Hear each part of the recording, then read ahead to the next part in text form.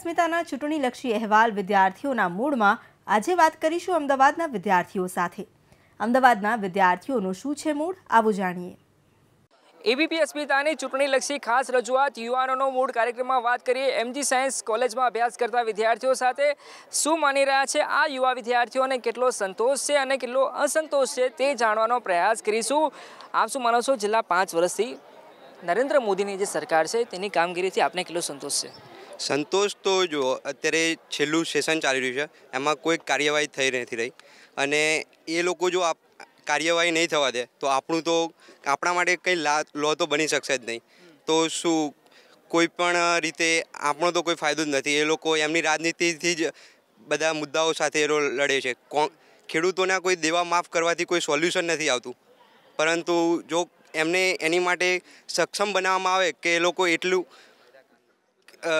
એમના પેદાશ ઉત્પન્ન કરીને એ લોકો કમાઈ શકે। આપ શું માનો છો, જે કામગીરી થઈ છે પહેલા 5 વર્ષોમાં યુવા તરીકે તમને કેટલો સંતોષ, અને જ્યારે પ્રધાનમંત્રીએ શપથ લીધા હતા પ્રધાનમંત્રી તરીકે નરેન્દ્ર મોદીએ, ત્યારે જે આશા અપેક્ષાઓ જાગી હતી યુવાનોને એ કેટલી પૂરી થઈ છે? પ્રધાનમંત્રી જ્યારે ચૂંટણી જીત્યા ત્યારે તેમને કીધું હતું કે આપણે ખેડૂતોની આવક બમણી કરશું, પણ ખેડૂતની આવક બમણી તો વાત અલગ છે, પણ હજી ખેડૂતની આવક પૂરેપૂરી બી નથી થઈ। મેન વાત ખેડૂતનો જ પ્રોબ્લેમ છે, અને મોદી હારશે તો ખેડૂત નથી હારશે, કારણ કે ખેડૂતનું દેવું માફ કરવાથી પ્રોબ્લેમ નહીં સોલ્વ થવાના।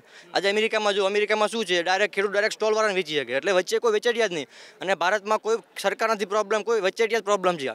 ખેડૂતનો જો પ્રોબ્લેમ કોઈ હોય તો વચેટિયા જ છે। વચેટિયા કેન્સલ કરી નાખે તો ખેડૂત આવવાના જ છે, કારણ કે માનો કે કપાસ થયો તો કપાસ અત્યારે ખેડૂત પાસે 1000 રૂપિયામાં લઈ જશે, મણના 1000 રૂપિયા, પછી એ 2 મહિને સ્ટોક કરશે કોલ્ડ સ્ટોરેજમાં અને પછી 1500નો વેચશે, તો ખેડૂતને 50% આવક તો વચેટિયા લઈ ગયો ને યાર।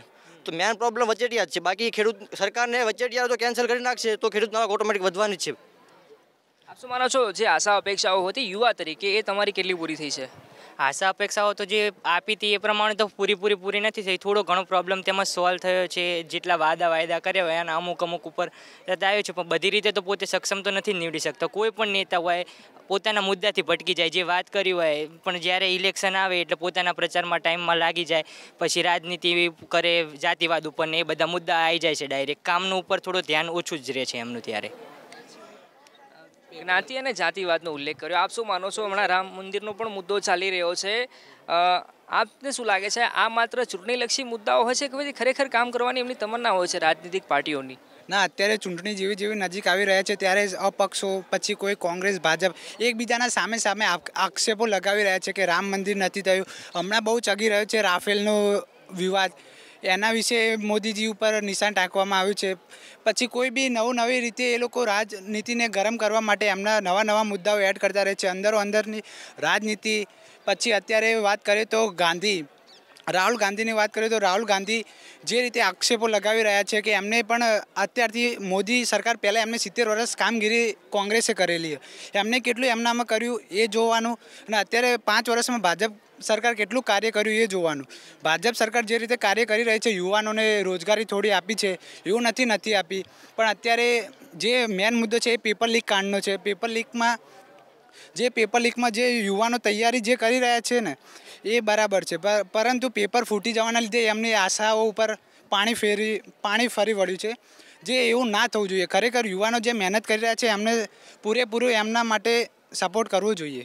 નરેન્દ્ર મોદી અને રાહુલ ગાંધીનો ઉલ્લેખ થયો છે, આપ શું માનો છો? હવે તો ચર્ચા ભાજપ અને કોંગ્રેસ કરતાં રાહુલ ગાંધી અને નરેન્દ્ર મોદીની થઈ રહી છે, તો શું લાગે છે આ વખતે કાંટાની ટક્કર છે?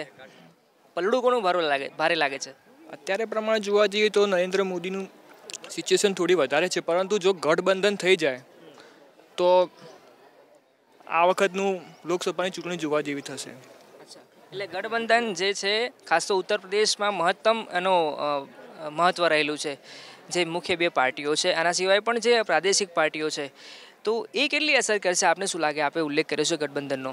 મોટા રાજ્યોમાં ગઠબંધન નિર્ણાયક સાબિત થઈ શકે છે। ઉત્તર પ્રદેશ છે, પશ્ચિમ બંગાળ છે, રાજસ્થાન છે, રાજસ્થાનમાં બીએસપી સાથે છે, મહારાષ્ટ્રમાં શિવસેના સાથે એનસીપી સાથે છે, છત્તીસગઢમાં છે, તો ત્યાં મોટા રાજ્યોમાં ગઠબંધન નિર્ણાયક સાબિત થઈ શકે છે, અને જો ગઠબંધન થશે તો ચોક્કસ પ્રમાણે ભાજપને નુકસાન થઈ શકે છે।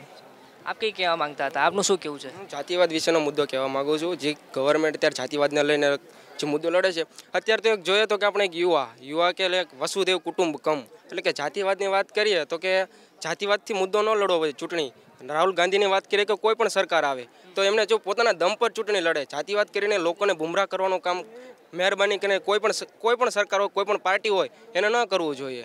અને જેથી કરી અત્યારના યુવા એવા વ્યક્તિ છે કે જેને માઇન્ડની અંદર જેવું તમે બેસાડશો ને એવું બેસશે અને જેવી ઇફેક્ટ જોવા મળશો એવી ઇફેક્ટ મળશે. એટલે એ કહેવાનો મતલબ એ છે કે અત્યારે જે પ્રમાણે જોવા મળે તો કે ચૂંટણીનો મુદ્દો રહ્યો એ જાતિવાદ પ્રમાણે ન લડવો જોઈએ. જાતિવાદનો મુદ્દો છે, રામ મંદિરનો મુદ્દો પણ એક બહુ ચર્ચામાં છે. આપને શું લાગે છે, ખરેખર કામ કરવાની તમન્ના છે કે માત્ર પછી આપ શું માનો છો? એ ખાલી એક કહેવાય ને કે ઇલેક્શન માટે તૈયાર કરેલો મુદ્દો છે. બાકી એવું નથી કે ખોટો છે ને આમ ભ્રમ ઊભો કરીને લોકોને એકબીજા તરફ ઓપોઝિટ કરે છે, એટલા માટે બે વિપક્ષો ઓપોઝિટ થાય છે. બાકી ગુજરાતમાં પણ હિન્દુ ને મુસ્લિમ બંને સાથે જ રહે છે, પણ એવો કોઈ મુદ્દો ઊભો નથી થતો જ્યાં એવો થાય છે. તો હું માનું છું કે એ કોઈ મુદ્દો જ નથી કે એને ઉખેડી શકાય, પણ તોય ઉખેડ્યો છે ઇલેક્શન માટે. અને તમે બધા યુવાન છો, આપ શું માનો છો જે એજ્યુકેશનની વાત છે એમાં કેવા સુધારા વધારા આવ્યા છે ને આપ કેવા સુધારા વધારે છી રહ્યા છો? શિક્ષણ મોંઘું થયું છે કે સસ્તું થયું છે? મોંઘું થયું છે શિક્ષણ તો અત્યારે. એનું કારણ તમને શું લાગે છે જે હાલના તબક્કે જે એજ્યુકેશન છે તે મોંઘું થયું હોવાની વાત કરી રહ્યા છે? આપનું શું માનવું છે ખાસ તો? આપ શું માનો છો? એજ્યુકેશન મોંઘું એટલે થાય છે કે અહીંયા લાગવગ વધી ગઈ છે. મહેનતનું કોઈ પણ ઇમ્પોર્ટન્સ નથી, નોલેજનું કોઈ પણ ઇમ્પોર્ટન્સ નથી. તમે કઈ ફેમિલીમાંથી બિલોંગ કરો છો એ ઇમ્પોર્ટન્સ થઈ ગયું છે, એટલે શિક્ષણ મોંઘું થઈ ગયું છે. કેમ કે અત્યારે કોઈ નોલેજની કોઈ ઇમ્પોર્ટન્સ નથી રહ્યું. સરકારે પોતાની સીટ બચાવવા કરતાં ખેડૂતોને શિક્ષણને બચાવવું જોઈએ, તો એની સીટ બચી જ જશે. સીટ બચાવવા માટે કોઈ બીજા મુદ્દા ઉપાડવાની જરૂર નથી. આપ મહિલા છો, આપનું શું માનવું છે? ખાસ તો ગુજરાતમાં અને ભારતમાં મહિલાઓની સુરક્ષાને મુદ્દે બહુ બધી રાજનીતિ થતી હોય છે, વાસ્તવિકતા શું માનો છો આપ?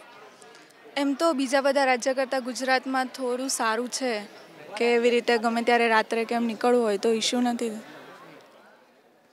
આ સવાલ તમને મહિલા સુરક્ષા બાબતે આપનું શું માનવું છે?